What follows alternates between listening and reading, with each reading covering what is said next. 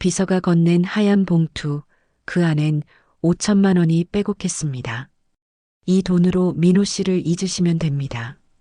장만수는 아무 말 없이 봉투를 불판 위에 올렸습니다. 순식간에 타오르는 지폐들, 5천만 원이 제가 되어 날아갔습니다. 사람의 마음을 돈으로 재단하는구나. 세상이 참 많이 변했어. 안녕하세요. 여러분과 항상 함께하는 시니어 이야기 광장입니다. 오늘도 행복한 하루 되시고 항상 건강하세요. 아자아자 파이팅! 무료인 구독과 좋아요 눌러주셔서 감사드립니다. 구독과 좋아요는 저에게 큰 힘이 됩니다. 오늘의 이야기 시작하겠습니다. 전라남도의 오래된 전통시장, 어둑한 하늘 아래로 빗방울이 하나 둘 떨어지기 시작했습니다. 낡은 천막 아래 조그만 대하구이 가게에서 이른둘의 장만수는 묵묵히 불판 위에 대하를 올려놓았습니다. 지글지글 기름이 튀며 고소한 냄새가 퍼져나가는 순간 장만수의 주름진 손은 한치의 흔들림도 없이 집게를 움직였습니다. 불판 위에서 대하가 붉게 익어가는 모습을 보며 장만수는 오늘도 하루를 시작했습니다. 할아버지, 손님 또 줄었어요. 이번 달 장사가 정말 안 좋네요. 28배 손녀 지은이 걱정스러운 목소리로 말했습니다. 시장 골목은 예전만 못했습니다. 대형마트가 들어서면서 사람들의 발길이 점점 뜸해졌고 장만수의 가게도 예외는 아니었습니다. 옆 가게들은 하나둘 문을 닫았고 남은 가게들도 겨우 버티는 형편이었습니다. 하지만 장만수는 언제나처럼 정직한 가격표를 붙였습니다. 다른 가게들이 값을 올리고 중국산 대하를 국산이라 속여 팔 때도 장만수만은 그러지 않았습니다. 지은아, 사람은 급하게 벌려고 하면 안 된다. 천천히 정직하게 벌어야 마음이 편하지. 대하값은 변해도 내 마음값은 안 변한다. 장만수의 목소리는 낮고 묵직했습니다. 오랜 세월 동안 불판 앞에서 구워온 인생의 무게가 그 목소리에 고스란히 담겨 있었습니다. 지은은 고개를 끄덕이며 할아버지 옆에 앉았습니다. 할아버지의 말씀은 언제나 옳았습니다. 하지만 지은의 마음속에는 걱정이 가득했습니다. 장사는 안 되고 할아버지의 건강도 예전 같지 않았습니다. 무엇보다 지은의 마음을 짓누르는 것은 따로 있었습니다. 지은의 마음속에는 한 사람이 있었습니다. 바로 이 시장에서 첨가물 가게를 돕고 있는 30살의 민호였습니다. 민호는 매일 아침 7시면 어김없이 시장에 나타났습니다. 과일 상자를 나르고 손님들에게 웃으며 인사하고 할머니들이 무거운 짐을 들면 달려가 도와주었습니다. 수수한 옷차림에 때 묻은 앞치마를 두른 모습이었지만 지은의 눈에는 누구보다 멋져 보였습니다. 두 사람은 조용히 사랑을 키워왔습니다. 시장 골목 구석진 곳에서 커피를 마시고 장사가 끝난 뒤 함께 걸으며 소소한 이야기를 나눴습니다. 민호는 지은에게 꽃을 사주고 지은은 민호에게 할아버지가 구운 대하를 싸주었습니다. 평범하지만 따뜻한 사랑이었습니다. 하지만 문제가 있었습니다. 민호의 아버지가 바로 국내 굴지의 재벌 기업을 이끄는 윤 회장이었던 것입니다. 윤 회장은 전국의 백화점과 호텔을 소유한 거대 기업의 총수였습니다. 그런 윤 회장의 아들이 왜 시장에서 과일을 팔고 있는지 사람들은 의아해했습니다. 민호는 아버지의 삶을 거부하고 자신만의 길을 걷고 있었습니다. 하지만 윤 회장은 아들이 시장에서 일하는 것조차 탐탁지 않게 여겼습니다. 민호야, 오늘도 수고했구나. 하나 먹어라. 장만수는 민호에게 각 구운 대하 한 마리를 건넸습니다. 민호는 공손히 받아들고 웃었습니다. 할아버지, 제가 돈 드릴게요. 이렇게 공짜로 받으면 안 되죠.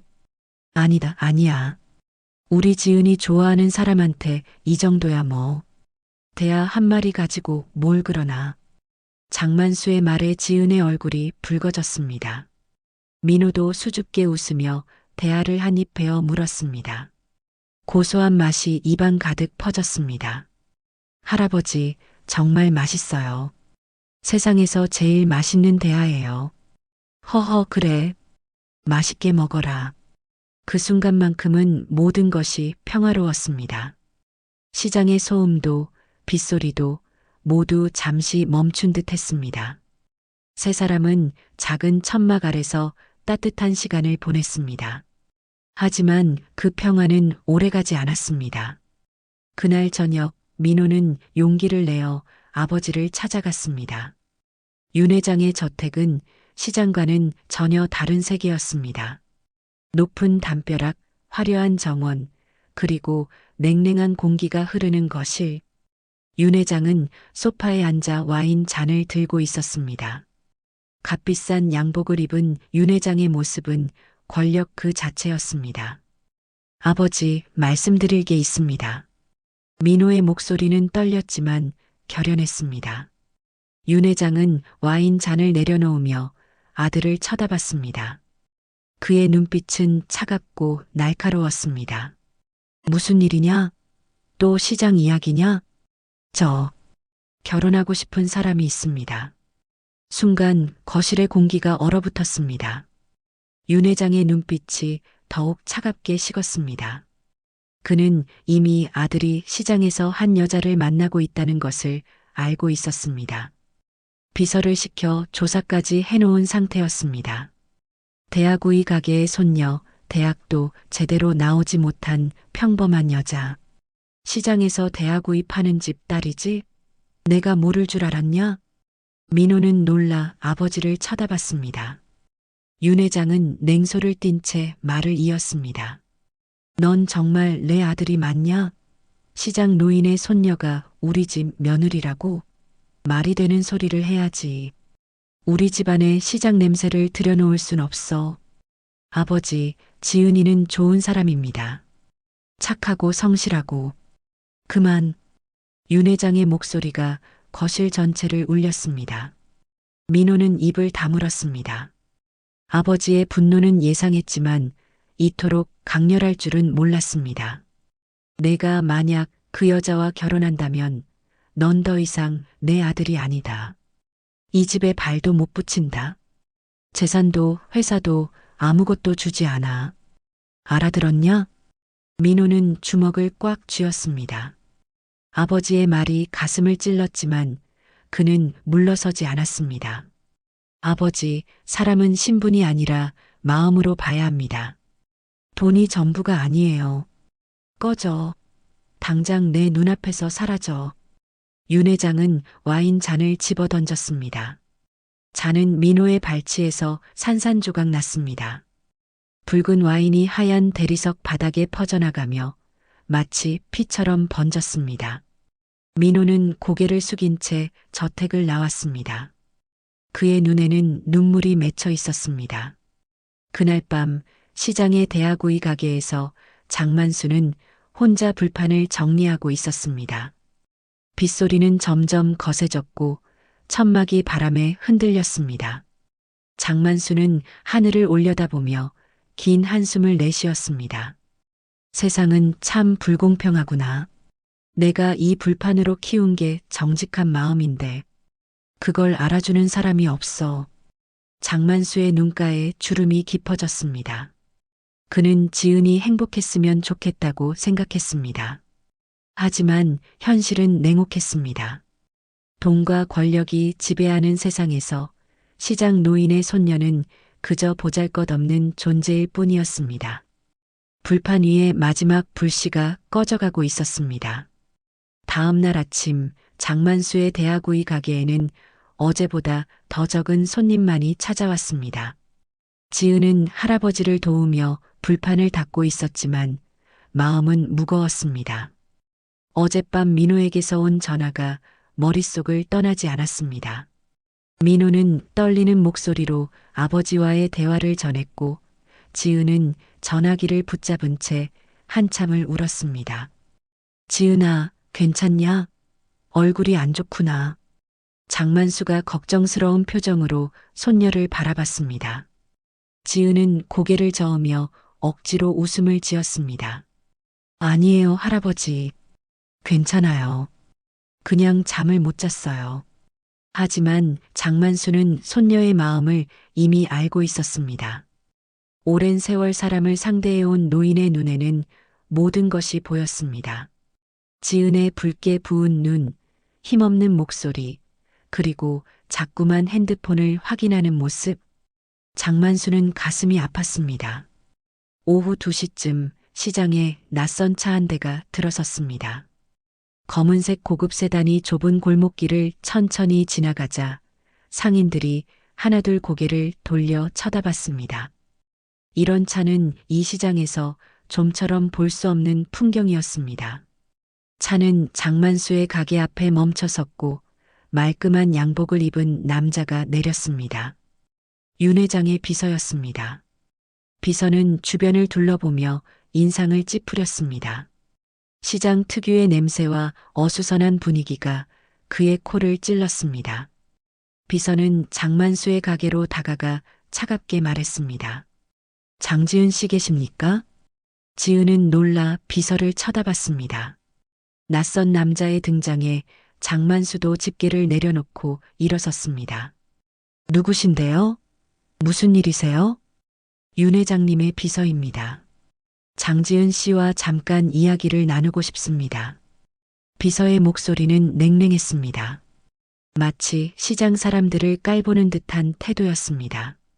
지은은 불안한 마음에 할아버지를 돌아봤습니다. 장만수는 고개를 끄덕이며 지은을 보냈습니다. 가보거라. 할아버지는 여기 있을게. 지은은 비서를 따라 가게 뒤편으로 갔습니다. 비서는 주머니에서 두툼한 봉투를 꺼냈습니다. 흰색 봉투 안에는 현금이 가득 들어 있었습니다. 이게 뭐예요? 5천만 원입니다. 회장님께서 준비하셨습니다. 지은의 눈이 커졌습니다. 5천만 원이라는 금액은 지은에게 상상할 수 없는 돈이었습니다. 할아버지와 몇 년을 장사해도 모을 수 없는 큰 돈이었습니다. 이 돈으로 뭐 하라는 거예요? 민호 씨를 잊으시면 됩니다. 이 돈이면 충분히 새 인생을 시작할 수 있을 겁니다. 가게도 넓히고 할아버님 병원비도 쓰시고. 비서는 무표정한 얼굴로 말했습니다. 마치 물건값을 흥정하는 것처럼 차갑고 사무적이었습니다. 지은은 손이 떨렸습니다. 분노가 치밀어 올랐습니다. 이게 회장님 뜻이라는 거죠? 그렇습니다. 현명한 선택을 하시길 바랍니다. 비서는 봉투를 지은의 손에 쥐어주려 했습니다. 하지만 지은은 뒤로 물러서며 봉투를 받지 않았습니다. 비서는 짜증스러운 표정을 지으며 봉투를 지은 앞 상자 위에 올려놓았습니다.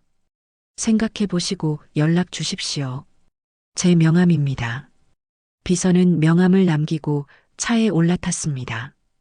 검은 세단이 시장을 빠져나가자 지은은 봉투를 들고 한참을 서 있었습니다. 손이 떨렸고 눈물이 흘러내렸습니다. 민호와의 사랑이 이렇게 돈으로 계산되는 것이 너무나 슬펐습니다. 지은은 봉투를 들고 할아버지에게 돌아왔습니다. 장만수는 손녀의 표정만 봐도 무슨 일이 있었는지 알 수 있었습니다. 지은아, 무슨 일이냐? 지은은 말없이 봉투를 할아버지 앞에 내밀었습니다. 장만수는 봉투를 열어보고 눈을 크게 떴습니다. 빼곡하게 쌓인 5만 원권 지폐들. 장만수는 천천히 봉투를 닫으며 물었습니다. 이게 무슨 돈이냐? 민호를 잊으라고 주는 돈이래요. 회장님이 보낸 돈이에요. 지은의 목소리가 떨렸습니다. 장만수의 얼굴이 굳어졌습니다. 그의 눈빛이 차갑게 변했습니다. 사람의 마음을 돈으로 사겠다는 거냐? 장만수는 봉투를 들고 불판으로 걸어갔습니다. 불판 위에는 아직 불씨가 남아 있었습니다. 장만수는 주저없이 봉투를 불판 위에 올려놓았습니다. 순식간에 봉투가 불길에 휩싸였습니다. 하얀 봉투가 검게 타들어가고 안에 있던 지폐들도 함께 불타기 시작했습니다. 할아버지, 지은이 놀라 소리쳤지만 장만수는 팔로 손녀를 막았습니다. 장만수의 눈에는 불길 같은 분노가 타오르고 있었습니다. 5천만 원이라는 거금이 눈앞에서 재가 되어 날아갔지만 장만수는 흔들리지 않았습니다. 사람의 마음을 돈으로 재단하는구나. 세상이 참 많이 변했어. 장만수의 목소리는 낮고 무거웠습니다. 주변 상인들이 하나둘 모여들었습니다. 불타는 돈을 보고 모두들 놀라 입을 다물지 못했습니다. 저게 돈 아니냐? 왜 태우는 거야? 미쳤나? 돈을 왜 태워? 하지만 장만수는 아무 말도 하지 않았습니다. 그저 불길을 바라보며 서 있을 뿐이었습니다. 지은은 할아버지의 등을 보며 눈물을 흘렸습니다. 할아버지의 굳은 의지가 느껴졌습니다. 그날 밤 장만수는 가게 정리를 마치고 작은 창고로 들어갔습니다. 먼지 쌓인 선반 깊숙한 곳에서 낡은 서류 봉투를 꺼냈습니다. 봉투는 세월의 흔적이 가득했습니다. 누렇게 변한 종이, 구겨진 모서리. 장만수는 봉투를 열어 안에 든 서류들을 확인했습니다. 오래된 주식 증서와 계약서가 들어 있었습니다. 장만수는 핸드폰을 꺼내 누군가에게 전화를 걸었습니다. 벨이 몇 번 울리고 낯선 목소리가 들렸습니다. 여보세요? 나요. 이제 때가 된 것 같소. 서류를 보내겠소. 알겠습니다. 기다리고 있겠습니다. 장만수는 전화를 끊고 봉투를 가슴에 꼭 안았습니다. 그의 눈빛에는 결연함이 서려 있었습니다. 30년을 숨겨온 진실을 꺼낼 때가 온 것입니다. 일주일이 흘렀습니다. 윤 회장은 결국 아들의 결혼을 허락했습니다. 하지만 조건이 있었습니다. 결혼식은 윤 회장이 정한 최고급 호텔에서 치르되 신부 측 가족은 단 한 명도 참석할 수 없다는 것이었습니다. 민호는 아버지의 조건에 분노했지만 지은은 민호의 손을 잡으며 조용히 말했습니다. 괜찮아요. 결혼식이 중요한 게 아니라 우리 마음이 중요한 거잖아요. 하지만 민호의 가슴은 찢어질 듯 아팠습니다.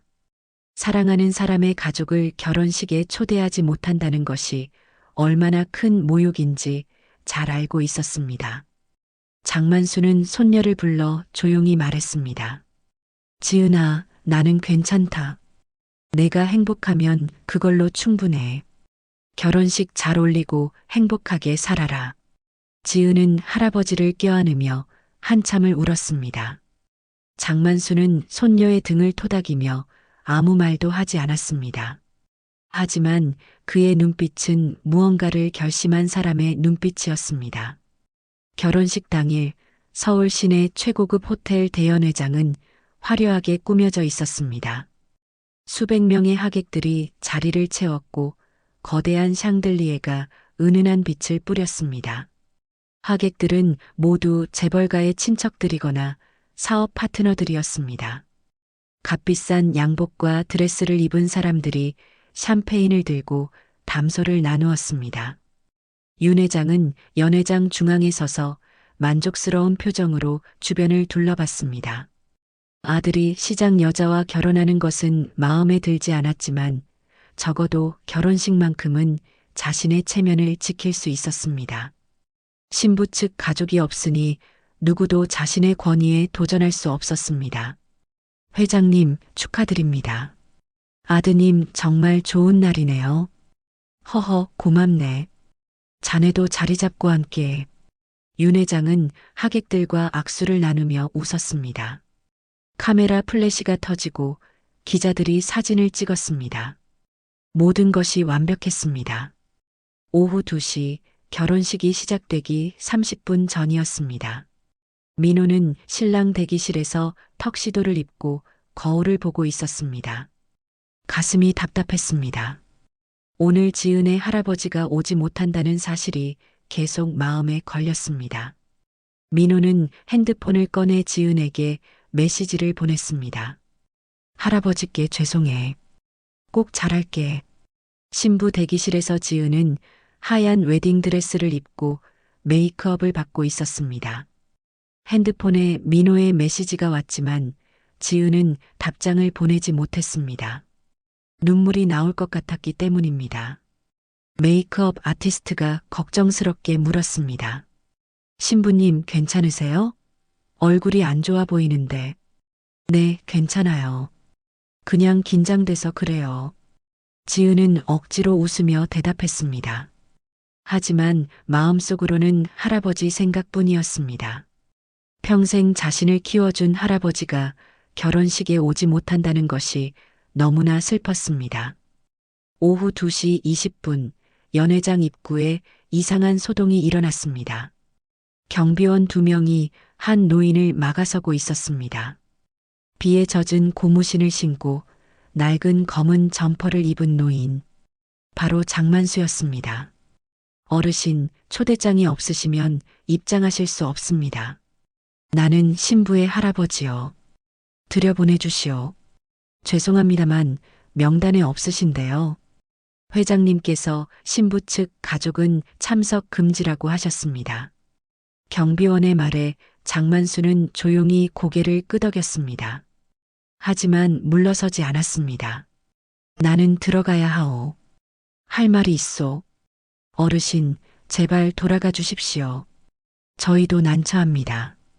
바로 그때 민호가 복도를 지나가다 입구 쪽 소란을 듣고 달려왔습니다. 민호는 장만수를 보고 깜짝 놀랐습니다. 장인어른, 어떻게 여기까지 오셨어요? 민호야, 나는 들어가야 한다. 오늘 반드시 해야 할 일이 있어. 장만수의 목소리는 단호했습니다. 민호는 경비원들을 향해 손을 들었습니다. 이분은 제 장인어른이십니다. 들어오셔도 됩니다. 하지만 회장님께서 제가 책임질게요. 비켜주세요. 경비원들은 어쩔 수 없이 비켜섰습니다. 장만수는 민호와 함께 연회장으로 들어갔습니다. 순간 연회장의 공기가 변했습니다. 화려한 드레스와 양복 사이로 낡은 점퍼를 입은 노인이 들어서자 하객들이 하나둘 고개를 돌렸습니다. 저 사람 누구야? 옷차림 좀 봐. 여기가 어디라고 저렇게 입고 와? 시장 냄새 나는데? 웅성거리는 소리가 연회장을 가득 채웠습니다. 윤 회장은 연단에서 하객들과 이야기를 나누다가 소란을 듣고 고개를 돌렸습니다. 그리고 장만수를 보는 순간 얼굴이 굳어졌습니다. 저 사람이 왜 여기 있어?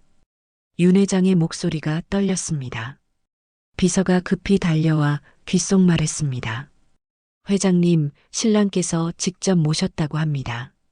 뭐라고? 당장 내보내. 하지만 이미 늦었습니다. 장만수는 천천히 연단을 향해 걸어가고 있었습니다. 민호가 하객들 앞에서 크게 말했습니다. 여러분, 소개합니다. 이분은 제 장인어른이십니다. 신부의 할아버지 장만수 어르신입니다. 연회장이 술렁였습니다.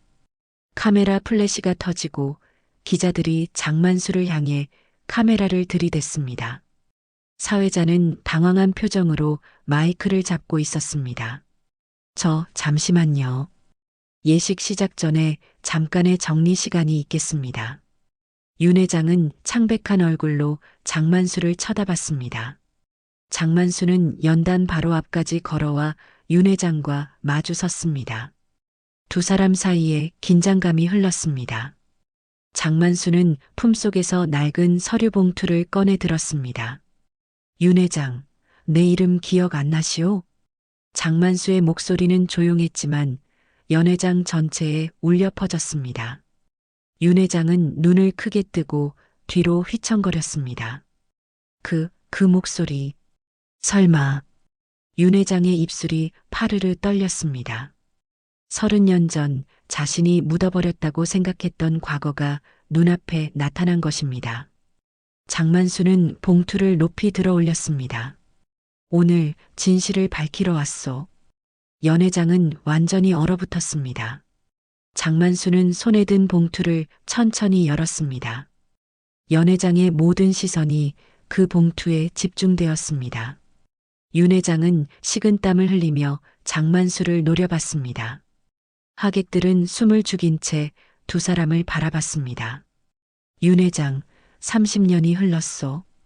이제 말해야 할 때가 온 것 같소. 장만수의 목소리는 담담했습니다. 하지만 그 안에는 30년간 쌓인 서러움과 분노가 담겨 있었습니다.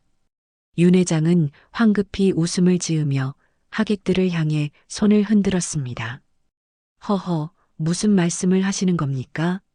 오늘은 즐거운 날인데 이게 무슨... 30년 전 윤 회장은 아무것도 없었소. 장만수가 말을 이었습니다. 연 회장이 조용해졌습니다. 기자들이 카메라를 들고 두 사람을 촬영하기 시작했습니다. 당신은 그때 작은 식당 하나 운영하던 평범한 사람이었소. 빚더미에 앉아 매일 술이나 마시던 사람.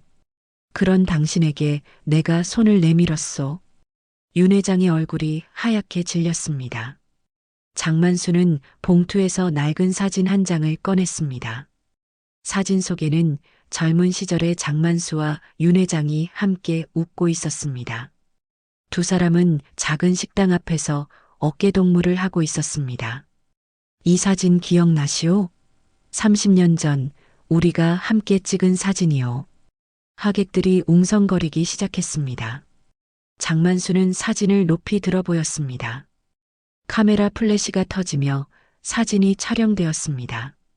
나는 그때 시장에서 대하구이 장사를 하고 있었소.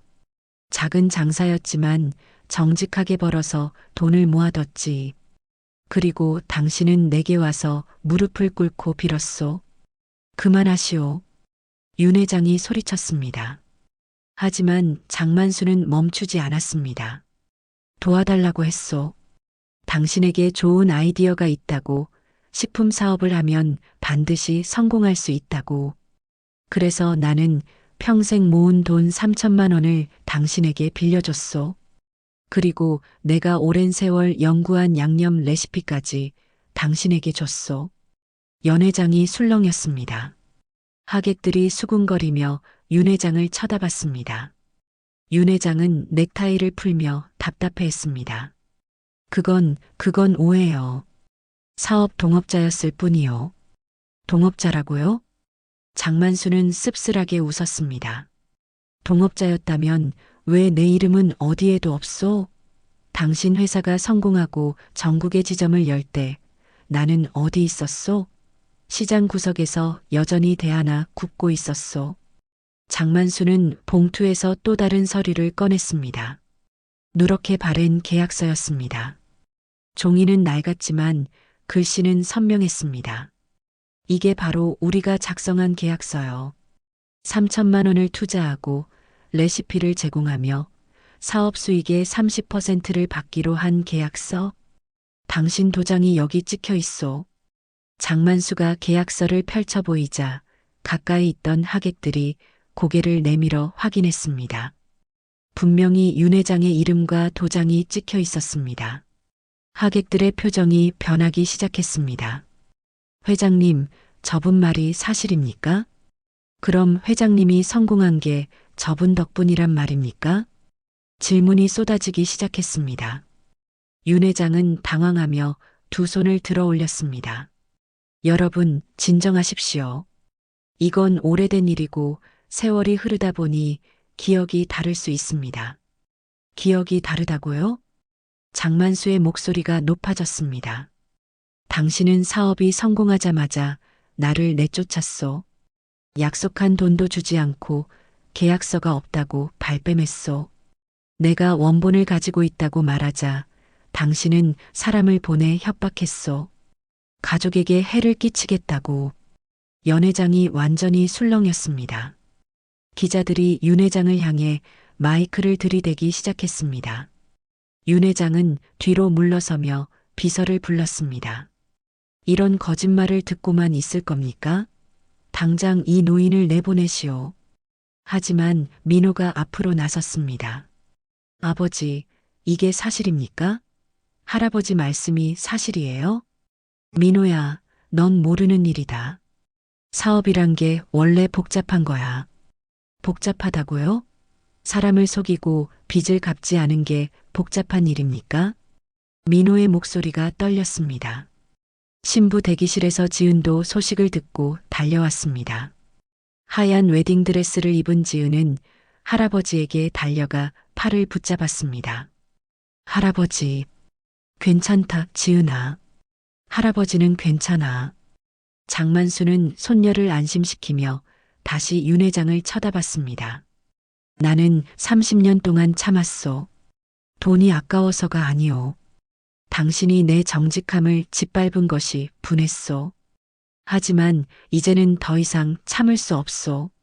당신이 내 손녀에게 돈봉투를 던지며 모욕을 준 순간 나는 결심했소. 돈봉투요?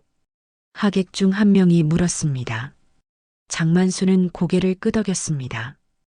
5천만 원을 주며 내 손녀더러 민호를 잊으라고 했소. 사람의 마음을 돈으로 사려 했소. 연 회장이 떠들썩해졌습니다. 윤 회장의 체면이 완전히 무너지는 순간이었습니다. 윤 회장은 얼굴이 붉어지며 소리쳤습니다. 허튼 소리 마시오. 그 계약서는 가짜요. 위조된 것이요. 가짜라고요? 장만수는 침착하게 대답했습니다. 그렇다면 필적 감정을 받아보시겠소? 도장 진위 여부도 확인해 보시겠소? 윤 회장은 말문이 막혔습니다. 장만수는 봉투에서 또 다른 서류를 꺼냈습니다. 여기 당신 회사 초기 사업자 등록증도 있어. 초기 투자자 명단에 내 이름이 있어. 그리고 여기 당신이 내게 보낸 감사 편지도 있어. 장만수가 편지를 펼치자 윤 회장의 젊은 시절 필체로 쓰인 글씨가 보였습니다. 장만수 형님께 형님의 도움이 없었다면 오늘의 제가 없었을 것입니다. 평생 은혜를 잊지 않겠습니다. 하객들은 충격에 빠졌습니다. 윤 회장은 비틀거리며 의자에 주저앉았습니다. 그의 얼굴은 창백했고 손은 부들부들 떨리고 있었습니다. 연 회장은 완전히 혼란에 빠졌습니다. 하객들은 서로 수군거리며 윤 회장과 장만수를 번갈아 쳐다봤습니다. 카메라 플래시가 쉴 새 없이 터지고 기자들은 펜을 들고 메모하기 바빴습니다. 윤 회장은 의자에 주저앉은 채 고개를 떨구고 있었습니다. 하지만 윤 회장은 쉽게 무너지는 사람이 아니었습니다. 30년간 재벌 기업을 이끌며 수많은 위기를 넘겨온 사람이었습니다. 윤 회장은 천천히 고개를 들고 일어섰습니다. 그의 눈빛이 차갑게 변했습니다. 여러분, 진정하십시오. 윤 회장의 목소리가 연 회장에 울려 퍼졌습니다. 하객들이 조용해졌습니다. 윤 회장은 넥타이를 고쳐 매며 침착한 표정을 지었습니다. 저 노인의 말을 믿으시겠습니까? 30년이나 지난 일을 지금 와서 들고 나오다니 이건 명백한 사기입니다. 윤 회장은 비서를 향해 손짓했습니다. 당장 법무팀을 부르시오. 그리고 경찰도 연락하시오. 비서가 황급히 전화를 걸기 시작했습니다. 윤 회장은 장만수를 향해 걸어가며 손가락으로 가리켰습니다. 저 계약서는 위조입니다. 분명히 가짜예요. 제 도장을 누군가 몰래 찍었거나 아니면 조작한 것입니다. 아버지, 민호가 소리쳤습니다. 하지만 윤 회장은 아들을 무시하고 말을 이었습니다. 여러분도 아시다시피 저는 정직하게 사업을 해왔습니다. 이 노인은 시장에서 사기나 치며 살던 사람입니다. 제 아들이 그 집 딸과 사귀는 걸 막으려 하자 이렇게 거짓말로 저를 모함하는 겁니다. 윤 회장의 목소리는 자신감으로 가득했습니다. 하객들 중 일부가 고개를 끄덕이기 시작했습니다. 윤 회장의 말이 그럴듯하게 들렸기 때문입니다. 저 사람을 믿지 마십시오. 돈을 뜯어내려는 사기꾼입니다. 장만수는 아무 말도 하지 않았습니다. 그저 조용히 서 있을 뿐이었습니다. 지은은 할아버지 옆에서 눈물을 흘렸습니다. 할아버지는 사기꾼이 아니에요. 평생 정직하게 사신 분이라고요. 하지만 윤 회장은 지은을 향해 비웃듯 말했습니다. 정직하다고요? 그렇게 정직한 사람이 왜 30년 동안 입 다물고 있다가 지금 나타난 겁니까? 돈이 필요해진 거죠. 손녀 결혼 비용이라도 뜯어내려고. 연 회장이 다시 술렁이기 시작했습니다. 윤 회장의 말에 일리가 있다고 생각하는 사람들이 생겨났습니다. 민호는 주먹을 불끈 쥐었습니다. 아버지, 어떻게 그런 말씀을 하실 수 있어요? 할아버지는 그런 분이 아니에요. 닥쳐, 민호야. 넌 속고 있는 거야. 저 노인과 저 여자가 너를 이용하는 거라고. 그때 윤 회장의 법무팀이 연 회장에 도착했습니다. 양복을 입은 변호사 3명이 윤 회장 옆으로 다가왔습니다. 윤 회장은 장만수가 들고 있는 서류를 가리키며 말했습니다. 저 서류들을 압수하시오. 그리고 위조 여부를 즉시 확인하시오. 변호사들이 장만수에게 다가가 손을 내밀었습니다. 서류를 보여주십시오. 장만수는 서류를 꼭 쥐었습니다. 변호사 한 명이 강제로 서류를 빼앗으려 했고 그 과정에서 장만수가 비틀거렸습니다. 민호가 달려가 할아버지를 붙잡았습니다. 이러지 마세요. 할아버지가 다치시겠어요. 하지만 변호사들은 멈추지 않았습니다. 결국 서류 봉투가 바닥에 떨어지며 안에 있던 사진들과 계약서가 흩어졌습니다. 지은이 울부짖으며 서류를 주우려 했지만 변호사 한 명이 발로 서류를 막았습니다. 이건 증거물입니다. 함부로 만지지 마십시오. 윤 회장은 만족스러운 표정으로 팔짱을 꼈습니다. 연 회장의 분위기가 완전히 바뀌었습니다. 처음엔 장만수의 말에 동요했던 하객들도 이제는 윤 회장의 편에 서기 시작했습니다. 역시 회장님이 맞으셨어. 저 노인이 사기꾼이었네. 불쌍한 민호 씨. 저런 집안 사람들한테 속았구만. 결혼식을 망치다니 정말 뻔뻔한 사람들이야. 수군거림이 점점 커졌습니다. 지은은 무릎을 꿇고 흩어진 서류를 주우며 울었습니다. 민호는 아버지와 할아버지 사이에서 어쩔 줄 몰라 했습니다. 연 회장은 완전히 아수라장이 되었습니다. 아버지, 제발 이러지 마세요. 할아버지 말씀이 맞아요. 저는 알아요. 할아버지는 거짓말하시는 분이 아니에요. 넌 아무것도 몰라. 그냥 속고 있는 거야. 아버지와 아들이 고함을 지르며 대립했습니다. 결혼식은 엉망이 되었고 하객들은 하나둘 자리를 뜨기 시작했습니다. 사회자는 당황한 채 무대 한쪽에 서 있었고 신부 측 들러리들은 어찌할 바를 몰랐습니다. 장만수는 흩어진 서류들을 바라보며 한숨을 내쉬었습니다. 30년간 간직해온 증거들이 바닥에 널브러져 있었습니다. 변호사들은 서류를 집어들고 윤 회장에게 가져갔습니다. 회장님, 일단 감정을 받아봐야겠습니다. 겉보기엔 오래된 것 같지만 위조 가능성도 있습니다. 윤 회장은 고개를 끄덕이며 장만수를 비웃듯 쳐다봤습니다. 들으셨죠? 위조입니다. 여러분, 이제 아시겠습니까? 이 노인이 거짓말쟁이란 걸. 장만수는 아무 말도 하지 않았습니다. 지은은 할아버지를 붙잡으며 울부짖었습니다. 할아버지, 우리가 진실을 증명해야 해요.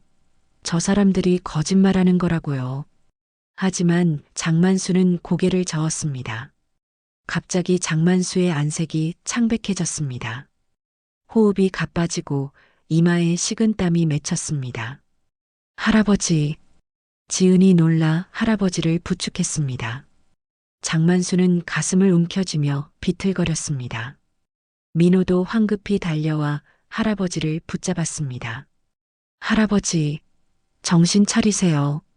장만수는 숨을 헐떡이며 고개를 들어 윤 회장을 쳐다봤습니다. 그의 눈빛에는 여전히 불꽃 같은 의지가 남아 있었습니다. 진실은 불처럼 꺼지지 않는다. 장만수의 목소리는 떨렸지만 단호했습니다. 그리고 그는 그대로 쓰러졌습니다. 연회장이 순식간에 아비규환이 되었습니다. 누가 구급차 불러요. 할아버지, 할아버지. 지은의 절규가 연회장을 가득 채웠습니다. 구급차 사이렌 소리가 호텔 앞을 가득 채웠습니다. 장만수는 들것에 실려 급히 병원으로 옮겨졌습니다. 지은과 민호는 구급차에 함께 타고 병원으로 향했습니다. 지은은 할아버지의 손을 꼭 잡고 눈물을 흘렸습니다. 할아버지, 정신 차리세요. 제발이요. 할아버지. 장만수는 의식이 흐릿했지만 손녀의 손을 약하게 쥐었습니다. 구급대원이 산소 마스크를 씌우고 혈압을 재며 급히 움직였습니다. 빨리 가야 합니다. 병원 응급실에 도착하자 의사들이 달려왔습니다. 장만수는 응급실로 실려 들어갔고 지은과 민호는 복도에서 기다려야 했습니다. 지은은 복도 의자에 주저앉아 얼굴을 감싸고 울었습니다. 하얀 웨딩드레스는 구겨져 있었고 눈물과 먼지로 얼룩져 있었습니다. 내 잘못이에요. 내가 결혼하겠다고 해서 할아버지가 이렇게 된 거예요. 민호는 지은의 어깨를 감싸며 조용히 말했습니다. 아니에요. 잘못은 우리가 아니에요. 제 아버지가 잘못한 거예요. 민호의 마음도 찢어지는 것 같았습니다. 아버지에 대한 실망과 분노, 그리고 장만수에 대한 죄책감이 뒤섞여 있었습니다. 두 사람은 긴 시간을 복도에서 기다렸습니다. 3시간이 지나고 응급실 문이 열렸습니다. 의사가 나와 두 사람에게 다가왔습니다. 보호자분이신가요? 네, 저는 손녀고 이 사람은 제 약혼자예요. 환자분이 심한 스트레스로 무리가 왔습니다. 다행히 생명에는 지장이 없지만 절대 안정이 필요합니다. 앞으로 큰 충격이나 스트레스를 받으면 안 됩니다. 지은은 안도의 한숨을 내쉬며 고개를 숙여 인사했습니다. 감사합니다, 선생님. 정말 감사합니다. 장만수는 병실로 옮겨졌습니다. 작은 병실에는 낡은 침대 하나와 의자 2개가 전부였습니다. 장만수는 침대에 누워 산소 호흡기를 끼고 있었습니다. 지은은 할아버지 옆에 앉아 손을 잡았습니다. 민호는 창가에 서서 밤하늘을 바라봤습니다. 그날 밤 지은은 잠시 집에 다녀오기로 했습니다. 할아버지께 필요한 물건들을 가져오기 위해서였습니다. 민호는 혼자 병실에 남아 장만수를 지켰습니다. 장만수는 깊은 잠에 빠져 있었습니다. 민호는 병실을 둘러보다가 침대 옆 작은 캐비닛을 발견했습니다. 캐비닛 위에는 구급대원들이 가져온 장만수의 소지품들이 놓여 있었습니다. 낡은 지갑, 핸드폰, 그리고 작은 노트 한 권. 민호는 노트를 집어들었습니다. 노트는 세월의 흔적으로 가득했습니다. 표지는 색이 발해 있었고 모서리는 너덜너덜했습니다. 민호는 조심스럽게 노트를 펼쳤습니다. 첫 페이지에는 장만수의 글씨로 제목이 적혀 있었습니다. 불판의 약속. 민호는 호기심에 다음 장을 넘겼습니다. 거기에는 오래된 사진 한 장이 붙어 있었습니다. 젊은 시절의 장만수와 윤 회장이 함께 웃고 있는 사진이었습니다. 두 사람은 어깨동무를 하고 있었고 뒤로는 작은 식당 간판이 보였습니다. 민호는 사진을 자세히 들여다봤습니다. 아버지의 젊은 얼굴이 낯설었습니다. 사진 속 아버지는 지금처럼 차갑고 권위적인 모습이 아니었습니다. 수수한 옷을 입고 환하게 웃고 있는 평범한 청년이었습니다. 민호는 다음 페이지를 넘겼습니다. 거기에는 장만수의 글씨로 짧은 문장들이 적혀 있었습니다. 사람의 밥줄은 신뢰로 이어진다. 그것을 버리면 아무리 재벌이어도 굶게 된다. 돈은 사람을 편하게 하지만 정직함은 사람을 행복하게 한다.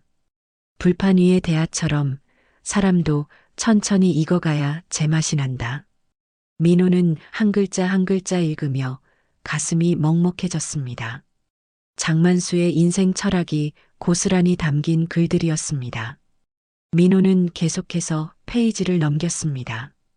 중간쯤에는 또 다른 사진이 붙어 있었습니다. 장만수와 윤 회장이 계약서에 도장을 찍는 모습이었습니다. 두 사람 모두 진지한 표정이었고 옆에는 증인으로 보이는 사람 두 명이 서 있었습니다. 민호는 사진 아래 적힌 글을 읽었습니다. 1995년 3월 20일 윤석현과 동업계약을 맺다. 3천만 원 투자, 레시피 제공, 수익 30% 약속. 믿음으로 시작하는 사업. 민호의 손이 떨렸습니다. 윤석현은 아버지의 본명이었습니다. 사진과 글이 모두 사실임을 증명하고 있었습니다. 민호는 계속해서 노트를 읽었습니다. 1997년 윤석현의 사업이 성공하기 시작했다. 기쁘다. 내 도움이 누군가의 성공으로 이어졌다.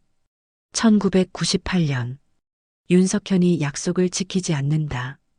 돈을 주지 않는다. 전화도 받지 않는다. 1999년 윤석현이 사람을 보내 협박했다. 계약서를 없애라고. 가족에게 해를 끼치겠다고. 2000년 포기하기로 했다. 돈은 필요 없다.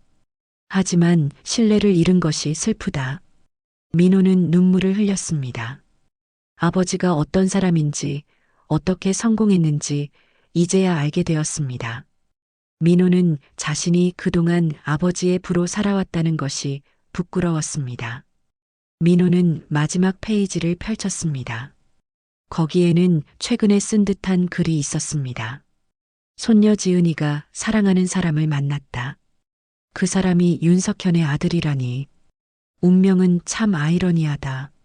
하지만 지은이가 행복하다면 괜찮다. 다만 진실은 밝혀야 한다. 불판 위의 불씨처럼 진실은 절대 꺼지지 않는다. 민호는 노트를 덮고 한참을 생각했습니다. 아버지의 부가 아니라 장만수의 정신을 이어가야 한다는 것을 깨달았습니다. 정직함, 신뢰, 그리고 사람에 대한 존중. 그것이 진짜 가치라는 것을 알게 되었습니다. 민호는 결심했습니다.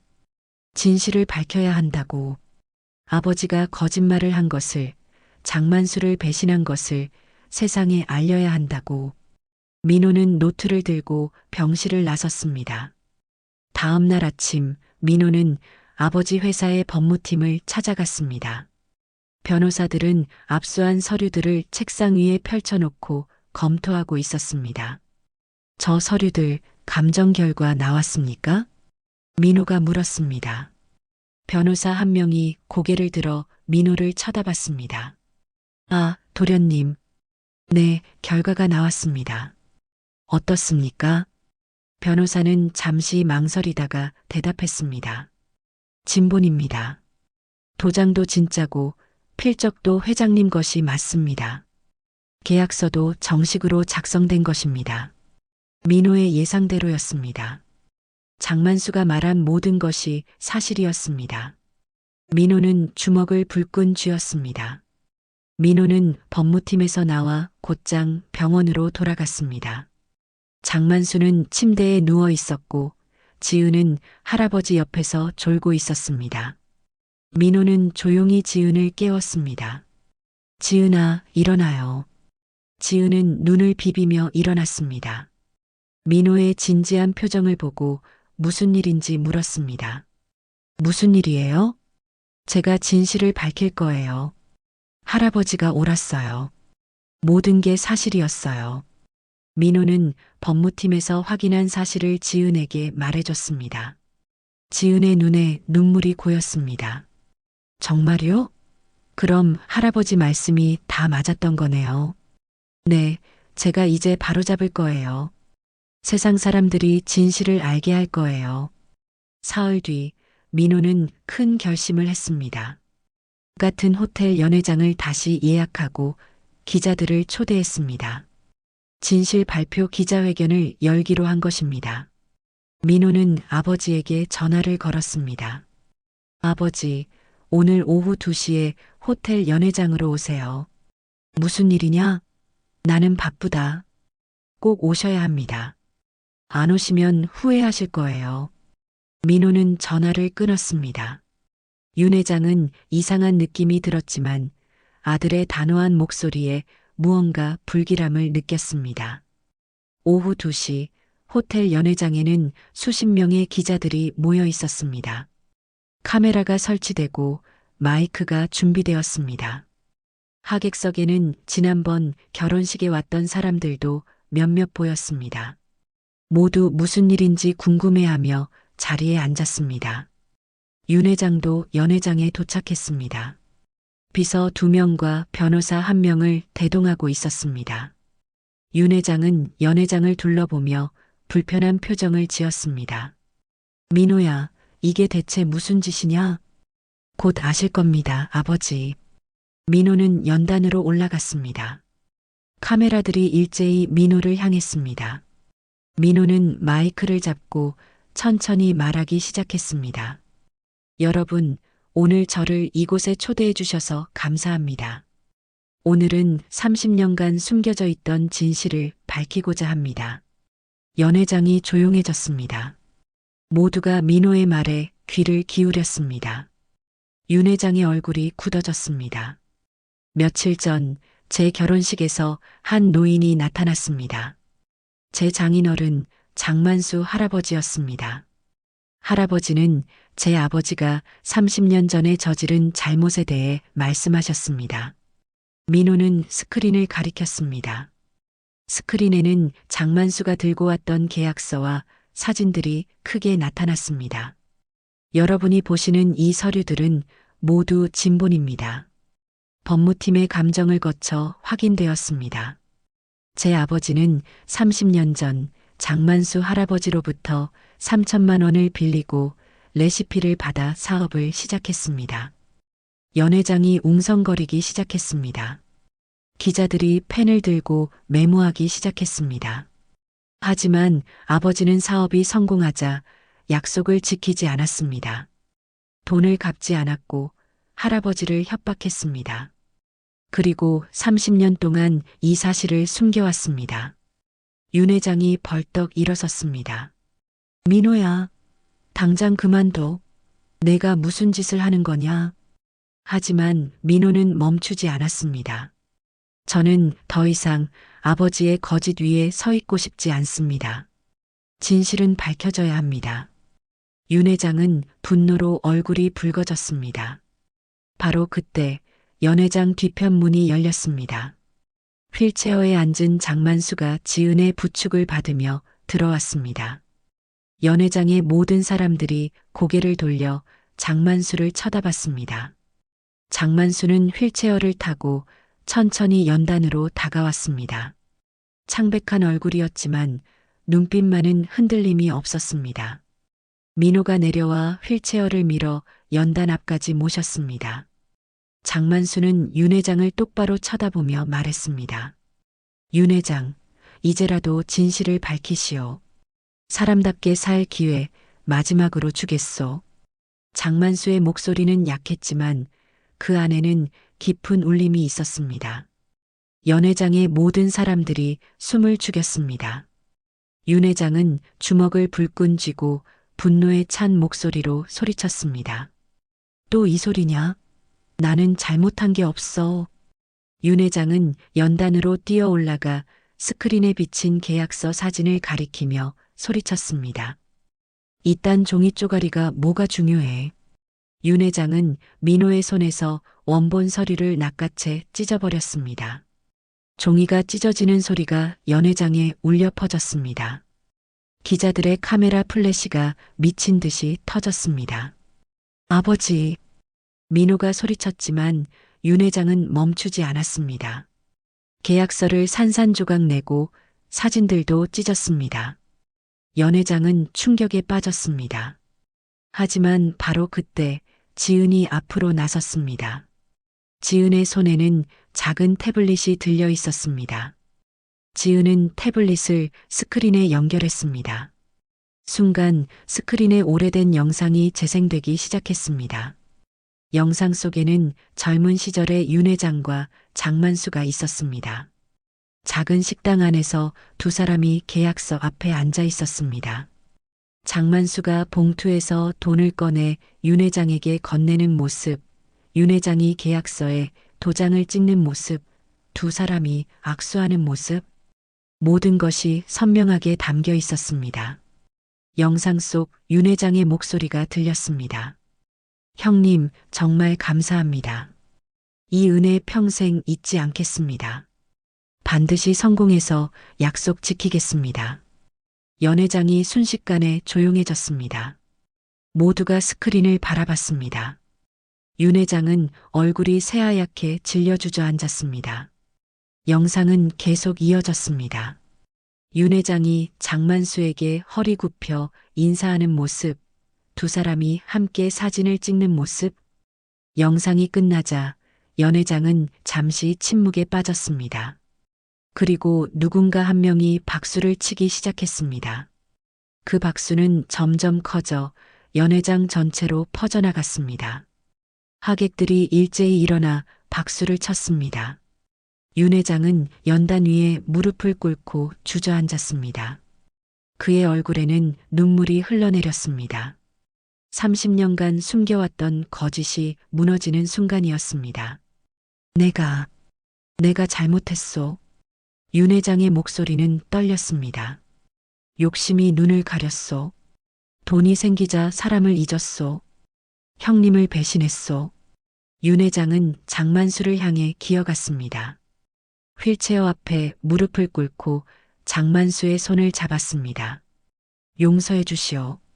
30년이나 늦었지만 용서해 주시오. 장만수는 윤 회장의 손을 내려다보며 긴 한숨을 내쉬었습니다. 6개월이 흘렀습니다. 전라남도의 오래된 전통시장은 여전히 그 자리에 있었습니다. 하지만 예전과는 조금 달라진 모습이었습니다.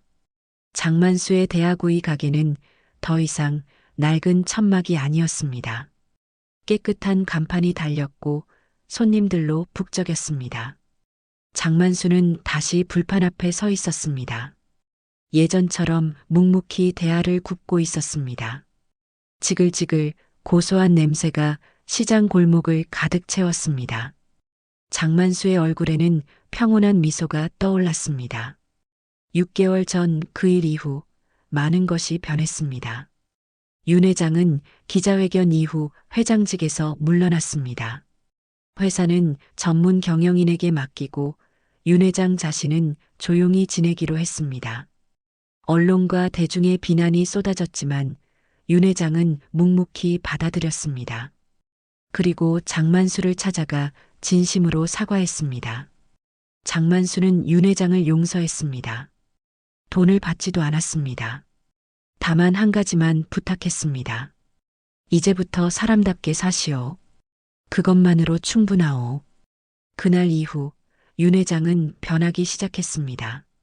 값비싼 양복을 벗고 평범한 옷을 입었습니다. 고급 승용차 대신 지하철을 탔습니다. 그리고 일주일에 한 번씩 장만수의 가게를 찾아왔습니다. 오늘도 윤 회장은 시장을 찾아왔습니다. 수수한 점퍼를 입고 낡은 운동화를 신은 모습이었습니다. 예전의 위압적이고 차가운 모습은 온데간데 없었습니다.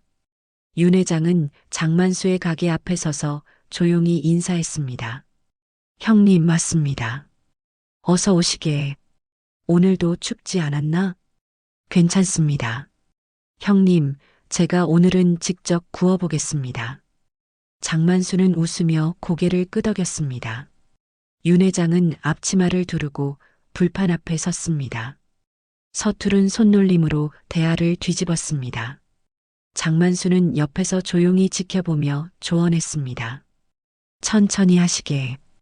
불판은 급하게 다루는 게 아니라네. 네, 형님. 천천히 하겠습니다.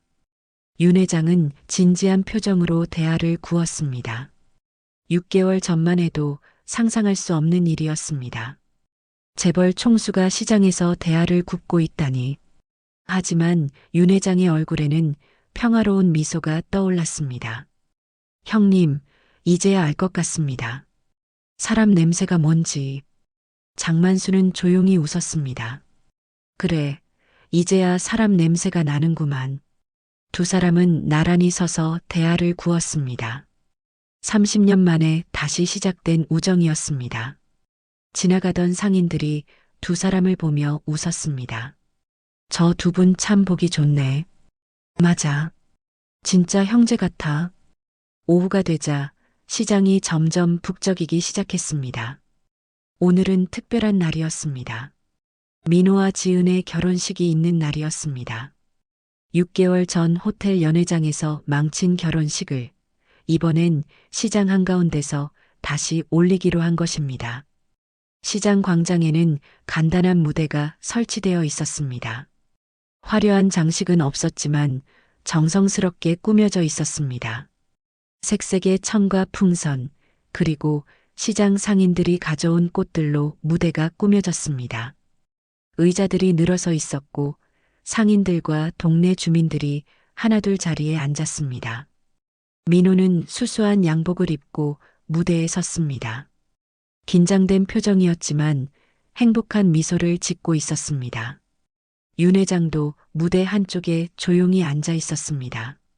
아들을 바라보는 윤 회장의 눈에는 눈물이 맺혀 있었습니다.